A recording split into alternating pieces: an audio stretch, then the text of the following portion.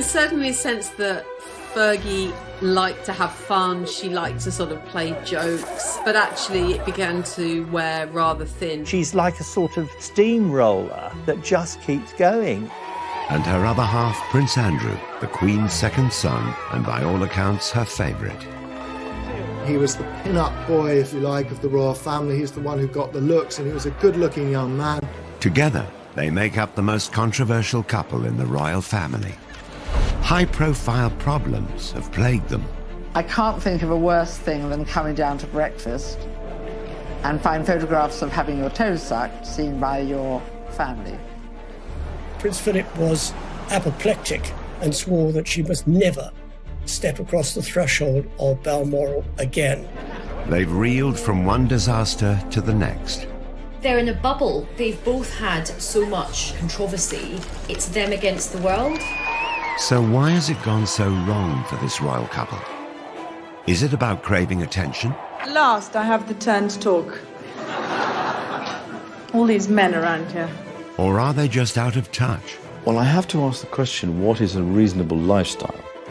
One of Andrew's biggest failings is his singular lack of judgment, and that's bound up in a sort of a sense of entitlement and arrogance that he's always had, frankly. Tonight, this is the incredible story of how together Andrew and Fergie have lurched from one scandal to another. This case with Epstein is so serious. This is so much more serious than Randy Andy, Air Miles Andy. And how throughout it all, they've managed to maintain the closest bond. In a way, she's his wife in everything but name. We go behind the scenes to reveal just why they've made so many mistakes. Andy and Fergie go in a little bit head first, and where you or I might think, that's not a good idea, it just doesn't occur to them. In 1986, Britain enjoyed a royal romance. 26-year-old commoner Sarah Ferguson got engaged to Prince Andrew.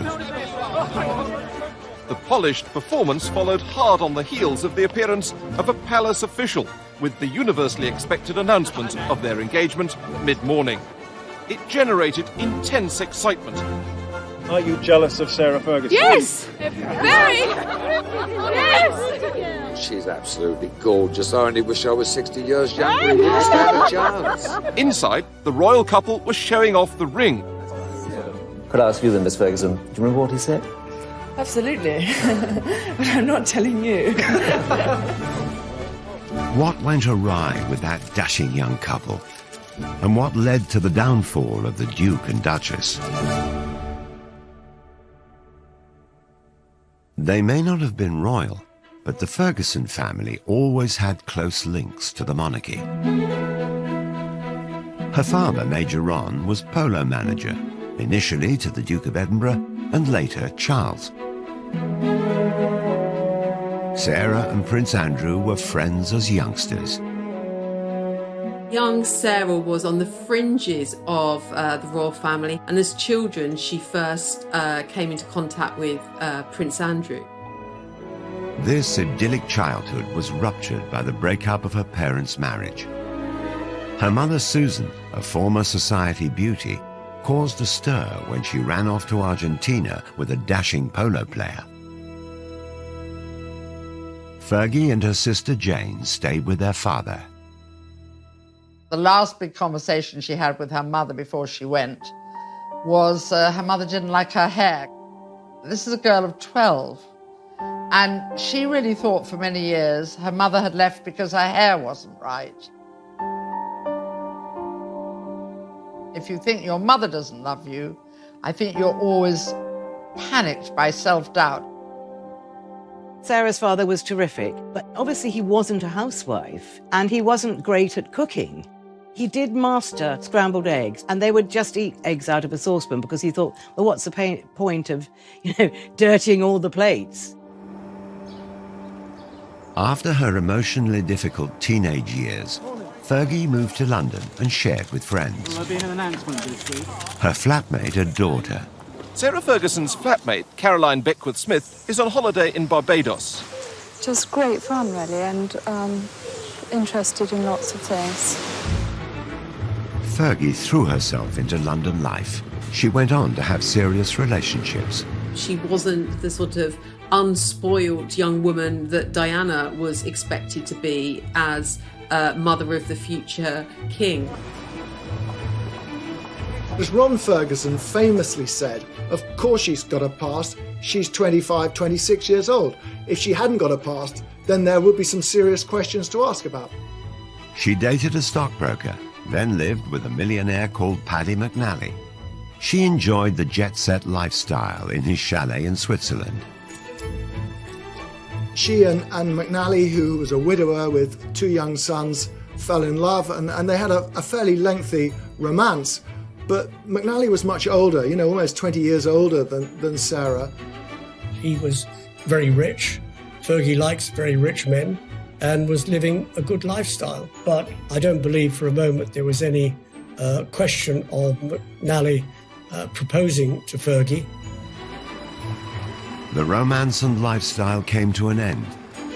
But in 1985, she found her prince. Although Fergie and Andrew had crossed paths in childhood, they'd had very different upbringings. Well, Andrew has a unique place in royal life because he was the first child born to a reigning monarch since the early days of Queen Victoria's reign. She and Andrew had a very close relationship. He's constantly described as the Queen's favourite son. They are extremely close, and in a way closer than Charles and Anne ever were. He was spoilt, and Andrew was pretty assured of himself. He knew what he wanted, and he made sure that he got it. He had the looks, he had the physique, and you either liked him or you didn't like him. I think a lot of people didn't like him. If some of his fellow pupils didn't like him, the same couldn't be said of women. Prince Andrew had already been christened with a number of nicknames regarding his love life. Randy Andy is the best known. The prince has a practiced eye for the ladies, and his romantic adventures have been well publicized. The gossip columns make no mention of a serious romance at the moment, possibly because the list of temporary romances is so long. Andrew had served as a Navy helicopter pilot during the Falklands War, then later moved to HMS Brazen.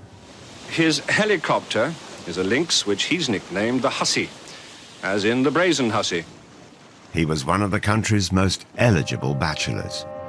Here was our hero wartime prince who came back from the Falklands, dashing and handsome with a rose clenched between his teeth. He was incredibly good looking in his youth, and he was very popular with women, and he had an eye for women. The organisers of the sports display hadn't forgotten the prince's reputation with the girls. 12 of the most shapely danced before him, and the prince's face said the rest.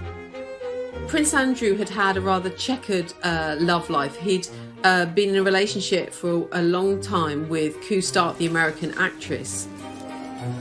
Koo was an absolutely beautiful young woman, very much in love with Andrew, but she wasn't going to fit the bill for a royal bride. Although there had been rumours of marriage, the couple split. He was 26, he was at an age where the Queen really wanted to see him start thinking about settling down, and Sarah came into his life at just the right time. In 1985, Fergie appeared on the dashing prince's horizon, and the matchmaker was none other than Princess Diana. Diana and Fergie had met when they were younger, and Diana actually wanted Fergie to be her lady-in-waiting. But she was turned down, as she said, by the men in grey. So Diana thought, OK, I will get my own back. Ascot was coming around. Diana suggested that Fergie join the royal party. And Andrew met her, and they clicked right away. It was a fast match, a pretty quick romance. It was clear they would not be a traditional royal couple. Oh, you missed it! Sarah and Andrew fed each other profiteroles, which were the dessert of the day. I mean, it beggars the belief to think of what the Queen and other members of the royal family made of it, but it was something that they plainly both remembered because it was brought up in their engagement interview some nine months later. We were made to sit next door to each other at lunch at Ascot. Yes, and you made me eat chocolate profiteroles, which I didn't want to eat at all. I then didn't have him, so I got hit. Then Very it started hard. from there. I think that's probably where it... I was meant to be on a diet. They were both keen to set the date for a royal wedding. I would very much like it to be in the summer. And so would Sarah. Sarah more so. Because I think that... Get on with it. Get on with it and get it out of the way. She was often contrasted with Diana, and in those early days, Sarah came out of the contrast rather well, because Diana was seen as rather pale and wilting, you know, this delicate flower, whereas Fergie was robust like the wife of Bath. How do they look to you on TV? Oh, smashing. Really relaxed. I think they did really well. I hope it goes as well as they did for Di and Charles. Sarah Ferguson was going to be a Navy wife, and as she was from a military family background, it seemed a perfect match. The Queen approved of her favourite son's choice of bride. Westminster Abbey, the focus of attention tomorrow, and where today the more intrepid spectators have already staked out their patches to get a good view. On a hot July day in 1986, the country celebrated.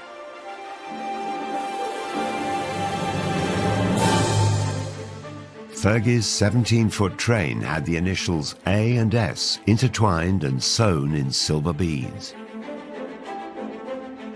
Everybody thought it was stunningly beautiful, and as she always said, I walked in as a commoner and I walked out as a duchess. A bit of a fairy tale, that, wasn't it? I mean, it's Cinderella, you know. At this precise moment, Sarah Ferguson became Duchess of York. They come out of signing the registry and a royal bride and groom curtsy to Her Majesty the Queen. A lot of brides have been quite sombre at that moment. Fergie's giving a big smile to the Queen, and the Queen, I think, is smiling right back. So there's that feeling this is going to be fun. Even on her big day, it was clear that the new bride was going to create waves.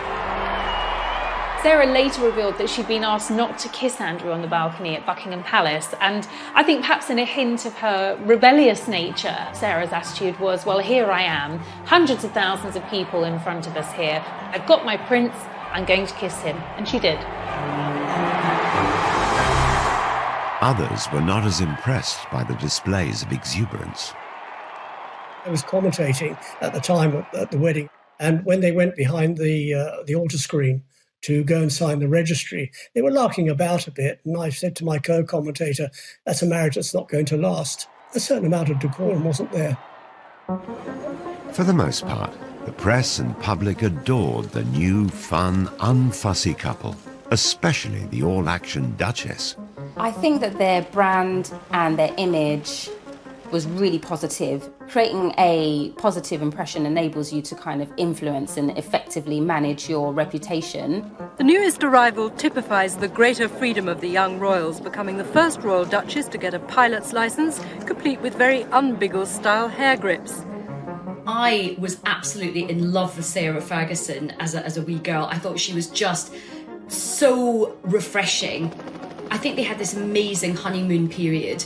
They really were the golden couple, and she was really seen as a genuine breath of fresh air. The Yorks weren't just a hit at home. The following year, the couple embarked on a 25-day tour of Canada. Their tour of Canada went extremely well. There were tens of thousands of people pouring out wherever they went. They wanted to see the new bride, they wanted to see the new bridegroom.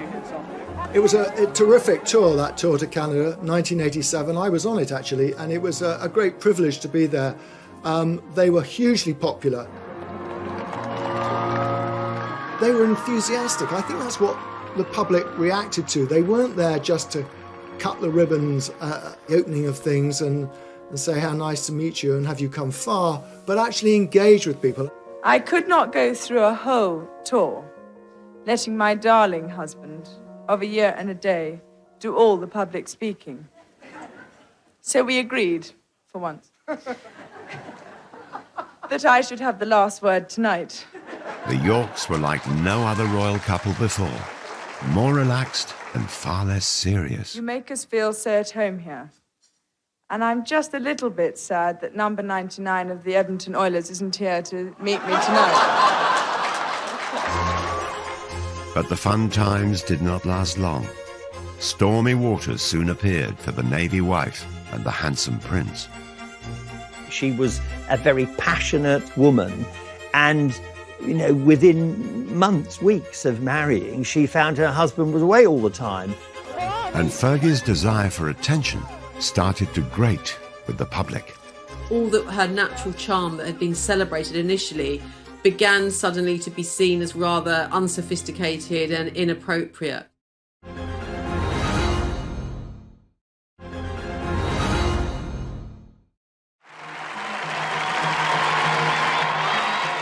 After marriage, Fergie embraced her new life with gusto. Her Royal Highness, the fair Duchess of York, leading forth her heroes on behalf of the International Year of Shelter for the Homeless.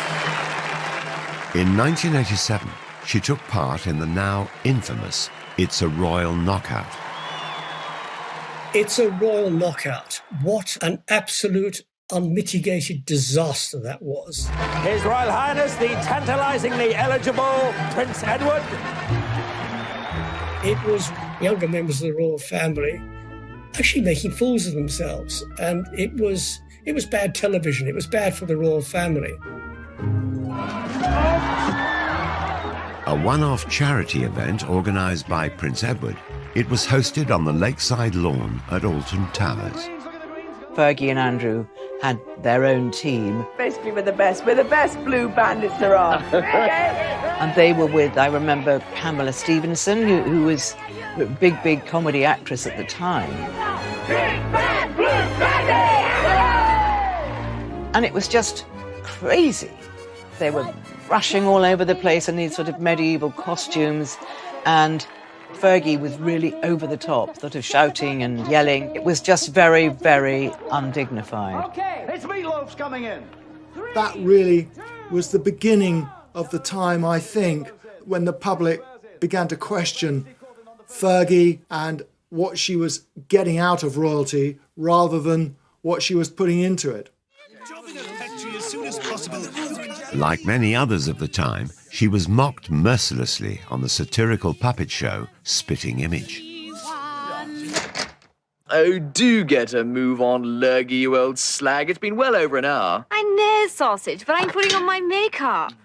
They very much heightened some of the tropes about her. So, they made her hair very, very red, and they really accentuated her freckles.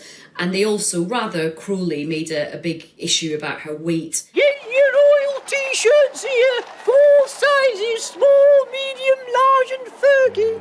If you're Sarah Ferguson watching that, you are going to feel a sting of pain. Come on then, come on lads. The Duchess was struggling to adjust to her new royal life. She was vulnerable, and it didn't help that there were cruel comparisons in the press to her elegant and beautiful sister-in-law, Diana. Sarah's always had a weight problem. It goes up and down with monotonous regularity, and the media always drawing comparisons between Fergie and Diana. Diana looking very sort of slim, beautiful. Fergie not looking so slim, not looking so beautiful. Very difficult and very unfair. As the media coverage turned negative, Fergie found herself getting flack from all sides. She came in for some criticism for liking the product too much. This barrel's for me. Come on, baby. The honeymoon was over. Royal Yacht Britannia, Royal Yacht Britannia. We wish to welcome you to the port of Long Beach, Los Angeles, on behalf of the entire group here. In 1988, the couple visited California. Hollywood loved them. Your Royal Highnesses, welcome to the British Academy's Showscan special presentation on Hollywood special effects. But the UK press didn't. The previous Canadian tour had been a triumph, but this trip was branded tacky and excessive. They felt she was trying just a bit too hard. The USA tour was really still the same Sarah and still the same Andrew, but there was a slightly brash thing. I mean, I remember she was wearing an outfit one day and she said, check the back of the hair. On the tour of America, she was too loud. She was perceived as being not what a royal should be. And I think the damage done on that tour to her reputation dogged her ever since. Cream cakes tonight, actually. I'm savoury. I'm sausages. Oh, sausages? Is that what you like? The Duke and Duchess were 20 minutes late because when they left the yacht, the Duchess's hat blew off. And on this day, the hat was particularly important. Again, Fergie's confidence and lack of inhibition of protocol made headlines. At last, I have the turn to talk. She confidently dealt with a heckler. All these men around here. There was one occasion at a dinner, there was one particular senator, and he'd probably had one too many drinks, and he kept on calling out, "We love you, Fergie, we love you, Fergie. Love you! And she just sort of retorted, I'll see you later. The British media thought it was the wrong thing to do. It was the wrong sort of reaction. I think she handled it particularly well. What is it? If Sarah Ferguson's quip didn't win over the stuffy press, then her over-familiarity with them didn't help her cause either. At a swish reception, she divulged intimate details about her clothes. For that tour, she was head to toe in French couture and joked to the press there that she was wearing Marks and Spencer's knickers. This is not what you're expecting the Duchess of York to say. And remember, the previous Duchess of York had been the Queen Mother. So you're talking about a changing view of the royal family. You're talking about the country changing. They want them to be up on a pedestal, but then when they say something like that, they think, oh, you've slipped down from the pedestal. Back home, the continuing attention-seeking gaffes didn't go down well, and the press began to worry Fergie was somehow leading Diana astray. There's certainly a sense that Fergie liked to have fun, she liked to sort of play jokes, but actually it began to wear rather thin, and she was seen increasingly as a bad, unsophisticated influence on Diana and Prince Andrew, and something of a loose cannon. The Royal Duchess and Princess Diana were caught larking around at the races. There was an iconic picture of them at Ascot, and there's Fergie and Diana with these umbrellas, you know, poking somebody's behind. It was a great shot. But I think, obviously, that was another opportunity to say that, you know, she was a bad influence on Diana, which it actually really wasn't true. You never learn, do you? Fergie had a love of foreign holidays, particularly skiing. She's renowned as the finest skier in the royal family, and today only the best amongst her party could keep close to her. Can't get any closer, we'll fall over. Hang on a minute, we're just doing this. In Switzerland, the two royal couples posed for the press. Again, it looked like the Duchess was a poor influence on Diana. They were on a slope of a mountain, and I think and it was snowing, and Diana was slipping a bit, and then Diana and Fergie slipped into each other, sort of on purpose. What are these pictures you've got? They were really larking about, and they were just wonderful pictures. Did you get that? And then Charles got annoyed because he thought it was undignified. That came back to haunt Fergie, those photographs. It wasn't all bad press. So have you managed to name your baby yet? No names. Was it quite an ordeal yesterday? It was a long time, wasn't it? It was a long time, but she came through it very, very well. You looked very worried earlier in the day, sir. Ah, that's because I was on my way to the dentist. Sir, 2 years after their marriage, the Yorks celebrated the birth of their daughter Beatrice. Eugenie followed 2 years later. God save the Queen! Our wishes to both the baby, to the father and the mother. But the happy families didn't last long. Prince Andrew was away at sea for many weeks of the year. His posting follows 3 months of specialised training, and the Duke will now lead a flight team aboard the frigate for around 18 months. In the early years of their marriage, Andrew was serving as a naval officer, which meant that he was frequently sent away. And for Sarah, that meant being at home, at the palace, on her own for long periods of time. And in fact, She later recalled that she got to see her husband for 40 days a year. The rest of the time, he was absent. It's terrible. I mean, you're going away and leaving what you love behind. It's a fantastic job for a single man. It's getting less and less so for a married man. The new mother was lonely and lacking support. In 1992, private photos surfaced. A cleaner found a set of holiday snaps showing the Duchess and her 2 children with a Texan, Steve Wyatt. Wyatt was handsome and attentive. The pictures had been taken some 2 years previously. There's a picture of Steve Wyatt, and then there's Beatrice, who's just got bathers on, and they're obviously somewhere hot, and suddenly people think, who is this man? With little Princess Beatrice, who looks about 2 or 3. And so then the stories start. Eve Pollard, a tabloid editor at the time, was contacted by a mutual friend of the Duchess. A very old friend of ours rang us up. He said, I wonder if you could come and give a friend of mine a bit of advice. So we turned up in his lovely studio in Mayfair, and there she was. We tried to say, you've just got to be careful about any photographs. If you go out with anybody while your husband's away, it should be a crowd. And she was, at that time, I have to say, very, very unhappy about the fact that she was alone. Gossip of affairs circulated in society circles for months. He was also getting a lot of flack from the royal household for behaving, as they saw it, inappropriately. So everything was mounting up against her, and I don't think Andrew was there to really back her up. And then along comes Steve Wyatt. It was the beginning of the end for Fergie and Andrew. The announcement that the Duchess of York had initiated discussions about a separation from her husband came as she arrived to pick up their daughter from school. In March 1992, the couple split. Fergie was soon spotted with another American, John Bryan, a friend of Wyatt's and her financial advisor. What is your exact relationship? Soon, rumors of scandalous pictures of them together surfaced, and the photos were being touted around Fleet Street. The night before publication, I went to see Brian, and I sort of laid down these pictures, and there was a great intake of breath. Oh, God.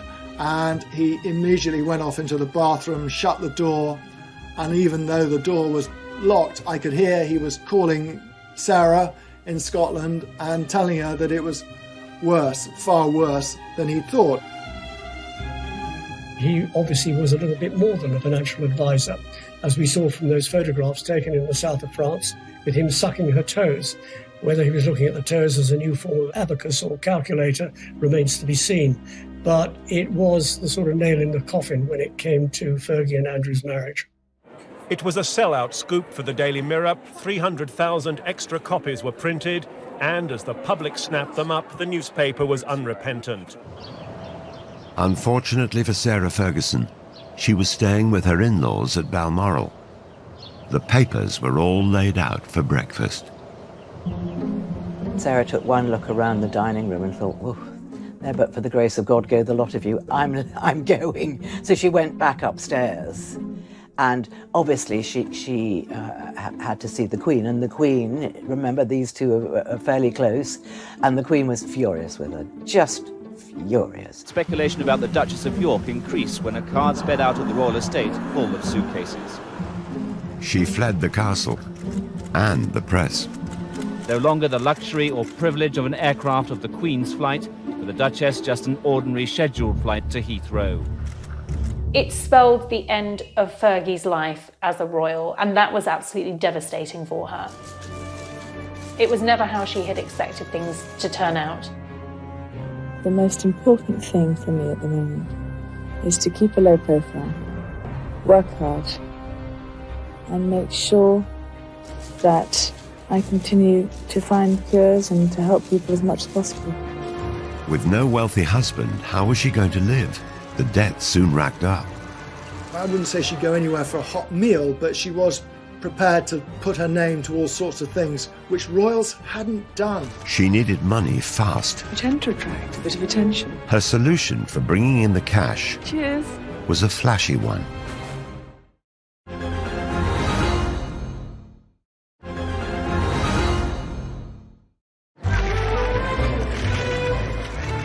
The Duke and Duchess of York announced their divorce in May 1996. By August that year, Sarah Ferguson was no longer able to use the title Her Royal Highness.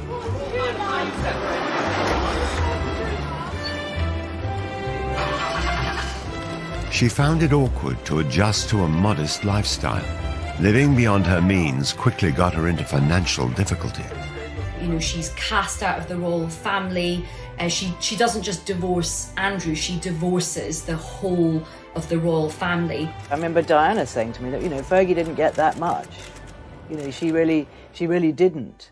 And that's why she had to work so hard. And she had to keep coming up with new ideas. In typical fashion, she made light of the negative press. It really bugs me that every day I have to read I'm a millionaire 3 times over. Cool, I tell you.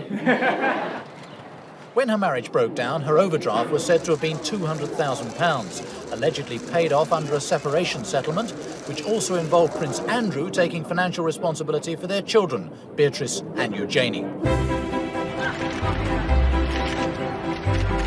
The news reports varied. At first, she said the royals gave her no financial support at all. Then she admitted to receiving £15,000 a year. It was then reported that the divorce settlement from Prince Andrew was worth several £1 million. Later, it seemed to emerge that actually she had a settlement around sort of £3 million. So I think it's likely that the divorce settlement was much more favourable than perhaps Fergie initially suggested. We've never known the full details, but we think she was meant to get money to buy a home, but I think probably she was so much in debt by then she just used the money to pay off her debt. That's what I understand. In 1996, it was thought Sarah Ferguson's debts stood at around £1 million. Just over a year later, her debts were reported to be in the region of £4 million. She had no concept of money coming in as opposed to money going out. About £300,000 went on her staff costs. £150,000 she would spend in a year on gift. She travelled a lot. Those were expensive costs. The simple fact was that she spent more than she had, and she rapidly got into serious debt. I think that's the story of her life, really. She just is a very free spender and very, very generous. But if you're like that, you know, you do get into financial trouble unless you're earning millions all the time. Sarah did have money problems. That was well advertised everywhere, and she wasn't ashamed of that. You know, she got up out of bed and thought, right, I've got to make some money here. Fergie tried to earn a living. She knew she had cachet as a former royal. She also knew the best place to sell herself.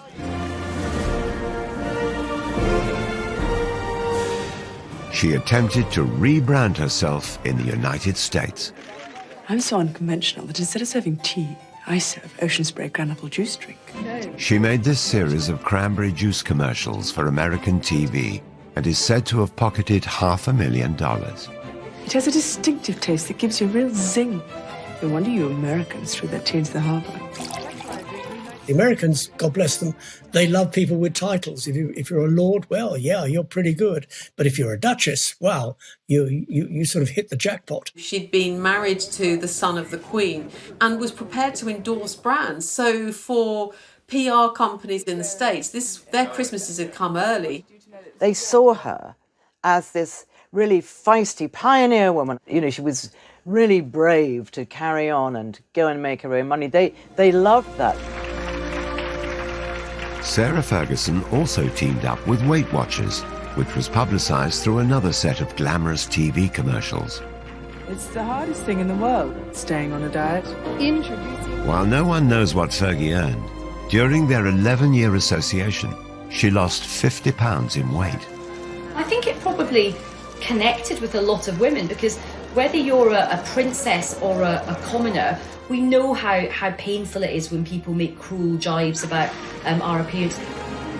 Fergie also signed endorsement deals with cosmetic companies and makers of fine tableware.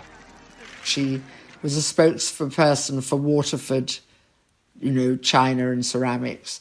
She was a spokesperson for Avon makeup. Brands wanted access to Sarah's royal connections and the kudos that would bring to their brands. So she was hot ticket. She was really in demand. Fergie was a success in America. By February 1997, she was on the verge of paying off her creditors. She was a duchess in debt, but tomorrow Sarah Ferguson will announce she's close to paying off her overdraft with Coutts Bank, around £4 million of it. Then, in 1998, Fergie landed a plum guest role in one of America's most successful sitcoms, Friends. The fourth season finale of the worldwide hit TV show was watched by 20 million viewers in America and nearly 7 million in the UK.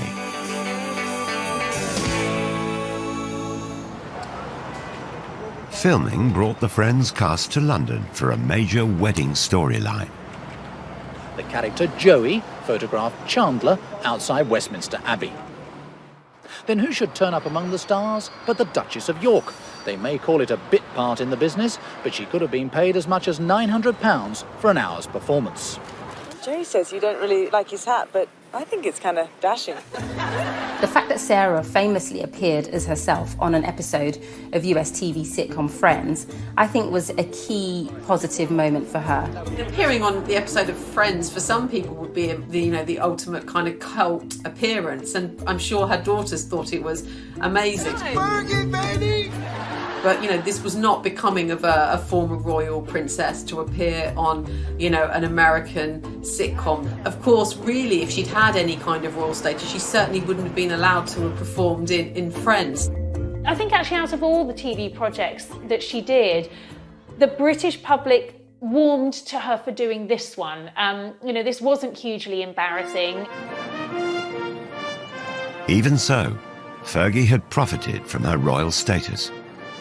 The royals put their names to organisations and charities. Sarah was using it to make money, which upset the royals terribly.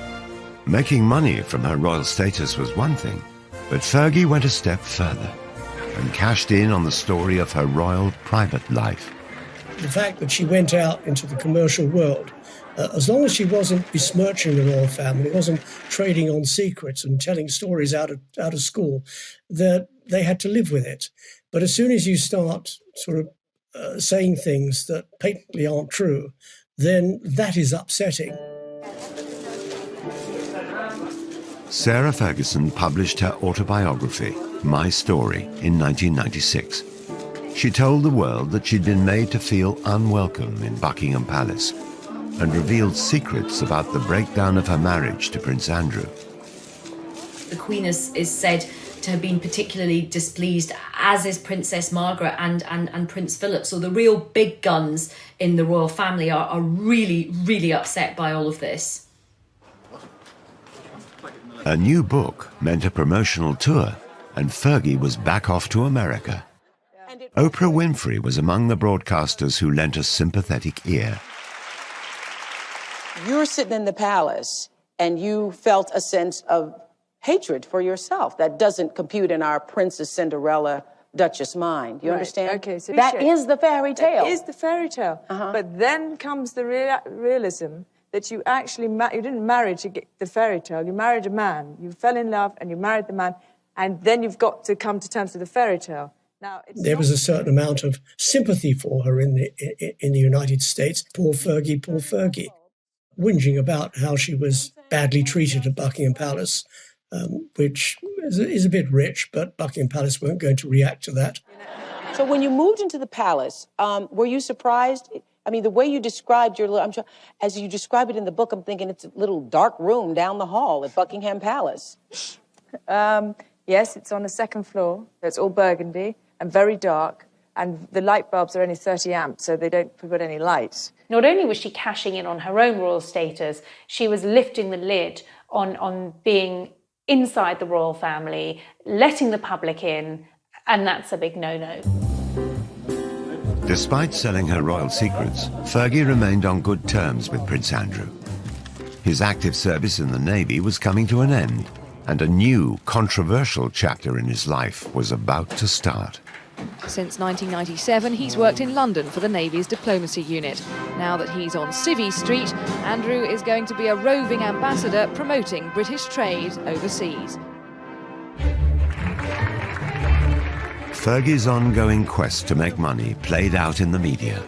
But there were more PR disasters on the horizon, and this time, a scandal of epic proportions. She'd done something very, very stupid. I think she really had to lay her soul bare in order to sort of exonerate herself from what she'd done.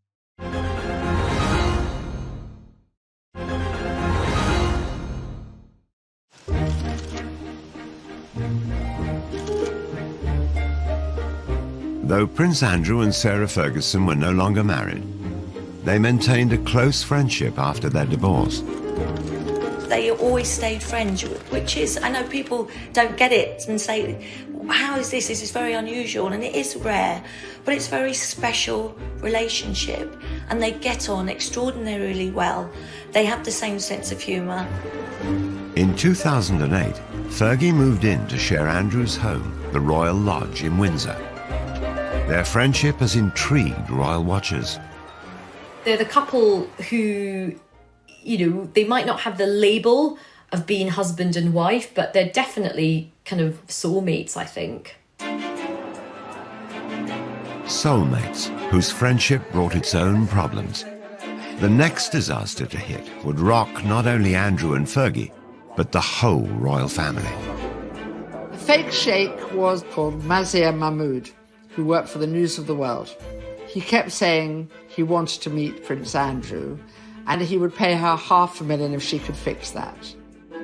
Posing as an Arab businessman, Mahmoud had played out hundreds of undercover stings on high-profile personalities since the early 90s. Victims were cajoled into making embarrassing confessions or trading illegal substances. The fake sheikh operations were often criticized as entrapment. He would do these meetings at the Savoy, the Dorchester, all these glitzy places. And, you know, so many celebrities and other royals got stung by him. Fergie was likely targeted because of her well-publicized money problems and her friendship with her ex-husband. By 2010, Prince Andrew had retired from his successful naval career and had a new role as a special trade envoy for Britain. Okay, of course. So you need 500,000 in... Yeah, but that's in wire transfer. That has to be wire transfer, I mean, obviously. The News of the World set up a sting to secretly record Fergie. Despite the grainy and low-quality footage, she can be heard offering access to Prince Andrew.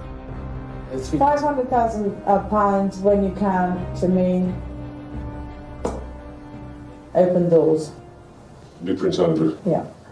Is that a deal? Yeah. What she was proposing and what she was saying she could do, and using Prince Andrew basically to shake down some money from a man who she thought was a very rich foreign investor, but in fact was an undercover journalist. It's one thing to be, you know, trading off the fact or the fact that you had once been a member of the royal family. But what is not really appropriate is the fact that you're no longer a member of the royal family, that your ex-husband has a sort of governmental ambassadorial role, and you're offering access for huge amounts of cash. Prince Andrew knew absolutely nothing about what was going on. This is something that Fergie had arranged all by herself and was going to present it as a fait accompli. But, you know, you don't sell a member of the royal family for cash. But the fake sheikh had caught far worse on camera. After agreeing she would be paid her £500,000 fee by wire transfer, Fergie was seen accepting a cash deposit of just under £30,000. She left the ill-fated rendezvous with the suitcase containing the cash. She'll give it back, but her reputation is in tatters. When you looked at it, she was obviously distressed, she was smoking, she was drinking, and he was there with this sort of suitcase of money. I think out of all of the embarrassing deals, this was the most serious. Andrew had no option but to completely distance himself from this. It was very embarrassing for the royal family. In 2016, the fake sheikh was himself exposed as a lawbreaker. He was found guilty of perverting the course of justice after tampering with police evidence. Did you lie to get a front page headline? What do you say to that, Mr. Mahmood? What's your reaction? Mahmoud was convicted and sentenced to 15 months in prison. But his sting on Fergie had done its damage. She apologised to the Queen, she apologised to Prince Andrew, and she's got this extraordinary ability to bounce back. And she did bounce back. Prince Andrew, stood by her, and it was Andrew who sort of came to the rescue and set up a programme whereby Fergie could repay some of the debts, and that's how Fergie got through that episode. Fergie made a public apology. Fergie had to try and defend herself, and in typical Fergie fashion, she went onto the networks to do it. She went onto the Oprah Winfrey Show and reflected with Oprah on what had happened. They watched a playback of the entire fake sheikh video before Fergie made dramatic revelations about her state of mind. Because I was in the gutter at that moment. So I know exactly, I'm very aware of the fact that I'd been drinking, that I was not in my right place. People love Oprah, and I believe that by speaking to Oprah, Sarah felt that it could have a positive impact on her. She really had to lay her soul bare in order to sort of exonerate herself from what she'd done. And it was extraordinary that she did it. It was a very, very brave thing to do. But then she'd done something very, very stupid. It was kind of like the ultimate collision of a royal and reality television. So, of course, people loved it in America. You have to respect her for that, because that really takes guts to be able to do that. I think I'm authentically myself sitting here right now, and I'm going to give it a good shot. Somehow or other, she managed to turn the tables. I don't think she meant it to be, but it turned out to be an absolute masterstroke. In the years following the fake sheikh scandal, Sarah Ferguson claimed she'd lost around £40 million worth of earnings from cancelled celebrity engagements because her reputation was so damaged. She started legal proceedings against the owners of the News of the World, but it's reported that after 3 years, she abandoned her case in 2019. It's unfortunate that she was caught in a sting, but not the first one to be caught in a sting, and certainly probably won't be the last one. She realised very quickly that she was up against some serious legal opposition, and that if it went against her, the costs could have run higher and higher. So sensibly, she dropped the case. Despite the constant gaffes and disasters, Sarah Ferguson was still close to Prince Andrew, each still supportive of the other. They were so close that some royal watchers believe a reunion could be on the cards. I think Sarah and Andrew are together as a couple. I just don't think they could be apart from each other. And I do see them getting married again. I really do.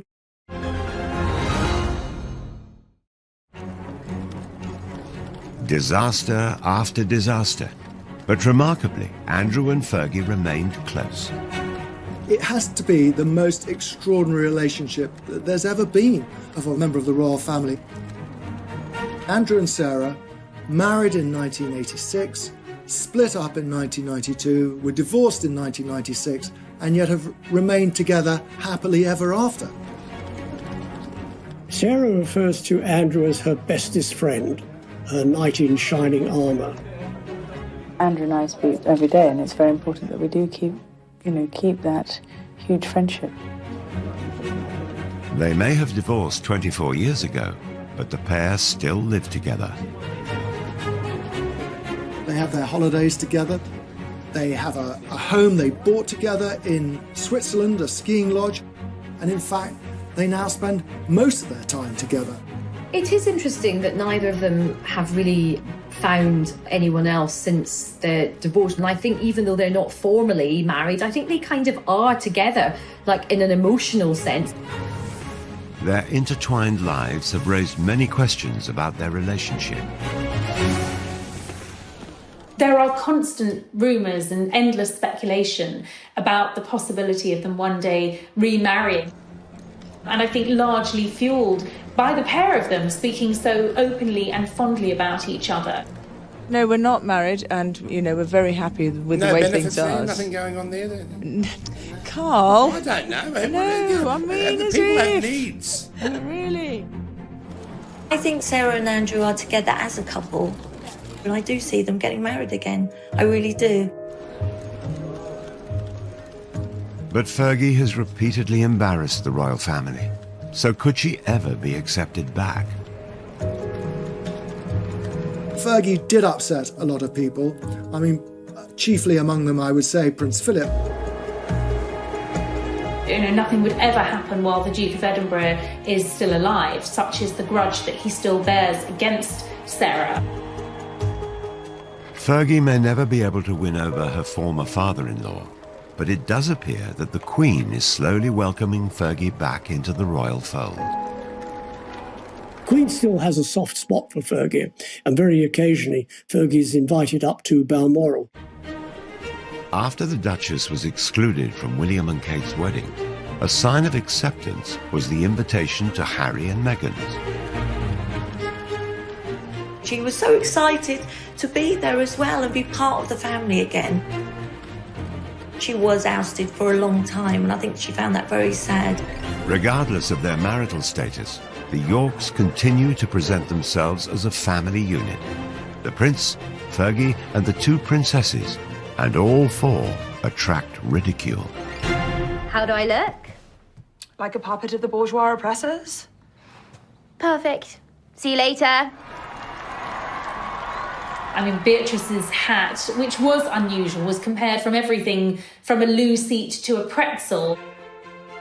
Just like her mother, Beatrice shrugged off the ridicule and put the hat up for auction, raising £81,000 for charity. It's also been noted that the princesses have inherited their parents' love of the high life. Beatrice and Eugenie seem to spend an awful lot of time travelling at someone else's expense. Usually it often involves private planes or luxury boats. But they do both now have full-time jobs. Beatrice is a vice president for a software company in the States, and Eugenie has a senior position at an art gallery in Mayfair. They want to work. They don't want to be accused of being lazy or leeching off the taxpayer. Fergie and her daughters sought the attention. Prince Andrew, on the other hand, had grown up to simply expect it. He was a prince and wanted to be treated like one.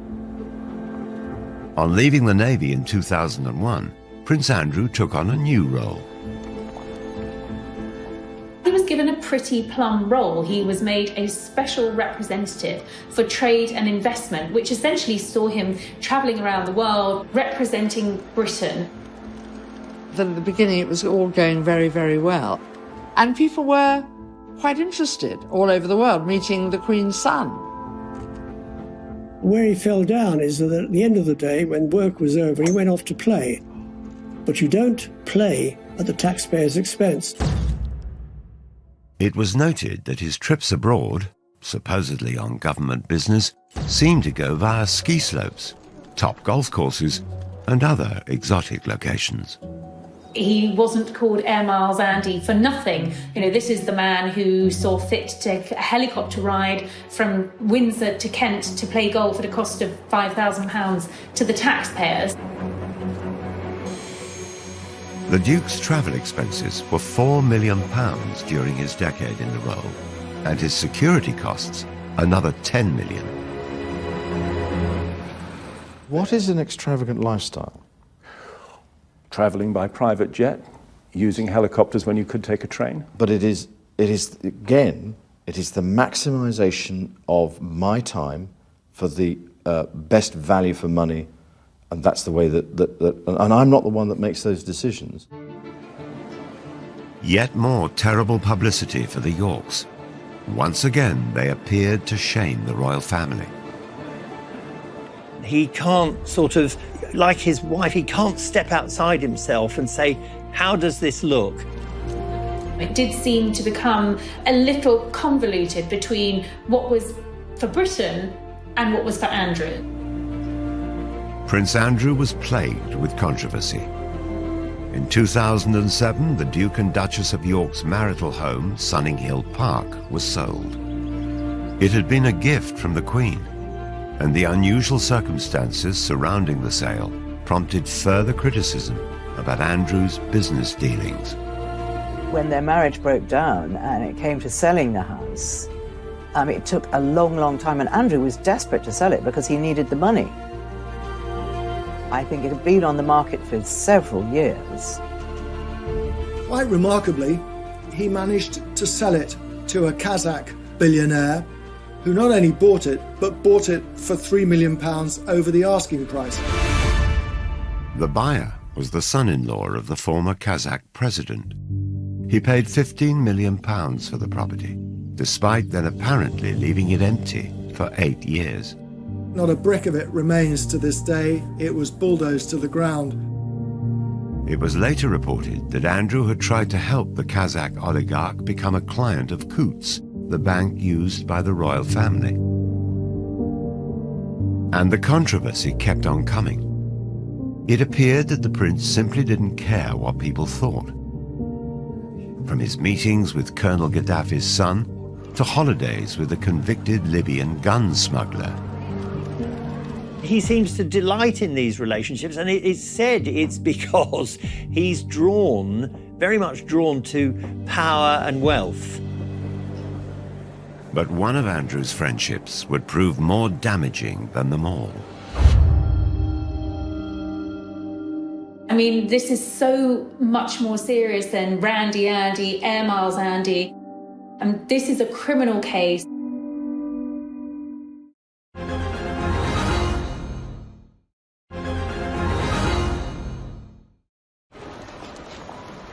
For over a decade, Prince Andrew has been engulfed in the biggest controversy of his royal life, a life that's been beset with scandals. He met Jeffrey Epstein around about 1999 through Ghislaine Maxwell, whom he'd known for years. Ghislaine was a girlfriend of Jeffrey Epstein. Epstein was very, very anxious to have somebody like Andrew as his friend because, he's got a real live prince. And it gave him so much kudos. I think around about 2000, he went to St. James's in the British Virgin Islands on Epstein's private jet and had made several trips as a guest of Jeffrey Epstein. His love of the high life was what attracted him to Ghislaine Maxwell, and he invited her to parties at the Palace, he invited her shooting at Sandringham, always with Epstein in tow. 2 months before Epstein attended Princess Beatrice's 18th birthday party, a warrant was issued for him over the sexual assault of a minor. The fact that he'd invited Epstein to Sandringham, he'd invited Epstein to Windsor Castle as a guest of the Queen, says a lot for the man's judgment. Epstein served 13 months in prison for soliciting an underage girl for prostitution. 2 years later, in 2010, Prince Andrew was photographed walking with him in Central Park during a 4-night stay at his New York mansion. He claimed that he went over there to say that they could no longer be friends. Well, what's wrong with email? What's wrong with a telephone call? It was also revealed that Sarah Ferguson had accepted a loan from Epstein. The Duchess quickly admitted her mistake, stating, "I have made another huge error in my life in order to get debt-free." The story exploded. Prince Andrew was accused of sexual misconduct. And it was a wicked time in my life. It was a really scary time in my life. I had just been abused by a member of a royal family. She alleges that she was forced to sleep with Prince Andrew when she was underage. Very serious allegation. It's one which Prince Andrew denies. Epstein committed suicide in jail in 2019. Prince Andrew has strongly denied the accusations made against him, and he made a rare and very controversial interview from inside Buckingham Palace. Do you regret the whole friendship with Epstein? Now, still not. And the reason being is that the people that I met and the opportunities that I was given to learn, either by him or because of him, were actually very useful. The fact that, as reported, that he said to the Queen that it had gone well gives a very clear indication of the man's poor lack of judgment. Prince Andrew's interview was widely criticised. This was one disaster too many. Days after the interview, Andrew stepped down from royal duties. There have been many ups and downs for Sarah and for Andrew. But, you know, for the Duke of York to essentially be forced into an early retirement, to step down as a senior royal, is a sign of just how serious this is. He can't do any charities. Virtually everyone who had anything to do with him has now dropped him. Following the interview, Prince Andrew's team released a statement saying the Duke of York expressed regret for his ill-judged association with Jeffrey Epstein. But the story just won't go away. This week, former Epstein associate Ghislaine Maxwell was arrested. She denies the charges against her and any wrongdoing. American authorities have made a formal request for Prince Andrew to speak to them as part of their inquiries. They claim previous requests for help have been repeatedly declined, whilst Andrew's lawyers say his offers of help were effectively rejected. There are clearly questions that need to be answered, and you know, we have yet to see whether the Duke is going to cooperate. There are precious few people standing by him, I have to say. As time goes on, more and more of Andrew's support has sort of melted away, but there is one solid support, and it's Sarah. Sarah Ferguson has defended her ex-husband in television interviews, newspaper articles, and on her social media. It is just shockingly accusatory lies, which I won't stand by and let anybody believe, or I just have to shut it down right now. She knows she's going to get a lot of criticism for standing by Andrew at the moment, but that's what she does. She's so loyal, and she'll do anything to protect her family. Andrew stood by Sarah when she was in trouble. He was remarkably patient, and she is now standing by him. I think they're in a bubble. I think they've both had so much controversy. It's them against the world. When you grow up in the royal family, especially Andrew, who was spoiled by his mother, Charles is much more sensitive, much more aware and worried about how he appears to the public. Andrew was cosseted. He was the favourite son. And the Queen brought him up to think he could do no wrong. Surrounded by controversy, the future of the couple is uncertain. One of the side effects of Andrew standing down from royal life is that he instantly lost a means of earning a living. And all the indications are he will never come back as a working royal. But if anyone can bounce back, it's surely Fergie. Again and again, she's experienced humiliation. The one thing that Sarah won't lose is that capacity to surprise all of us. She has done some really impressive charity work, and you know, her children's books have done well. She's trying to forge out a new career in the film industry. I would say never with Sarah. Every day I'm going to do story time with Fergie and friend. Fergie now has another project. She's been reading stories for children online during the coronavirus lockdown. Let's get a bit of magic going here, shall we? She's being really personable and she's really showing her human side. I think it's such a positive initiative. For Andrew, his future might rest more on his ex-wife than he could ever have imagined. Only recently there was a picture put up on social media of himself and Fergie packing together lunches to deliver to local nurses and stuff. So he's trying to do some good. But again, whatever you put up in this situation, it's ridiculed. Will it ever be possible for Fergie and Andrew to shake off the mistakes of their past?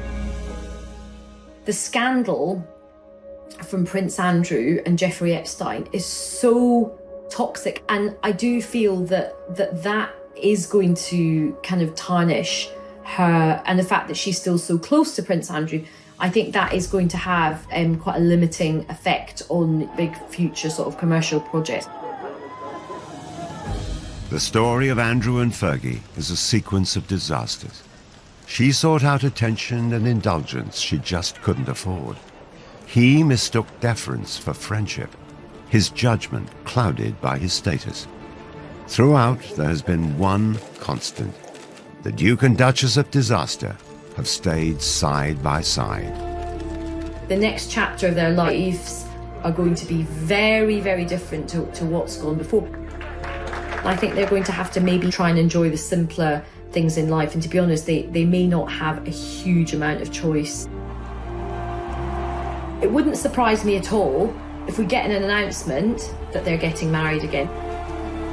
Nothing really would surprise me with Fergie and Andrew.